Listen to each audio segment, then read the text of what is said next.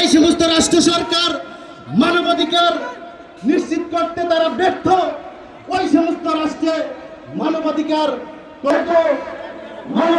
কমিশনের জাতিসংঘের যে অফিস আপনারা স্থাপন করেছেন, আপনারা প্রমাণ করেছেন আপনারা মানবাধিকার রক্ষা করতে আপনারা ব্যর্থ হয়েছেন। আমরা বলতে চাই আপনারা তারা অশ্লীলতা, বেহায়াপনা এই সমস্ত বিষয়কে তারা প্রমোট করবে। তারা কোনো প্রকৃতপক্ষে মানবাধিকারের কোনো কাজ তারা করে না। না হয় আপনারা দেখেন উৎকৃষ্ট উদাহরণ হচ্ছে আজকে আমাদের ফিলিস্তিনের যে ঘটনা, ওইখানে আপনারা অনেক বিলম্বে ব্যর্থতার মাথায় নিয়ে আপনারা পদত্যাগ করুন। সবাইকে ধন্যবাদ। আসসালামু আলাইকুম। এই পর্যায়ে বক্তব্য নিয়ে আসছেন বাংলাদেশ ছাত্র অধিকার পরিষদের যুগ্ম সাধারণ সম্পাদক সাইদ সাইফুল।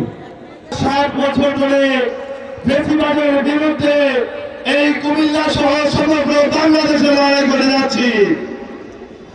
আপনারা দেখেছেন এই জুলাই বিপ্লবে বাংলাদেশ ছাত্র অধিকার পরিষদের কতটুকু ভূমিকা ছিল এবং বাংলাদেশ ছাত্র অধিকার পরিষদের ভোট চিঠিয়ে দিয়ে মৃত্যুকে অপেক্ষা করে ঢাকার রাজপথ দখল করে রেখেছিল।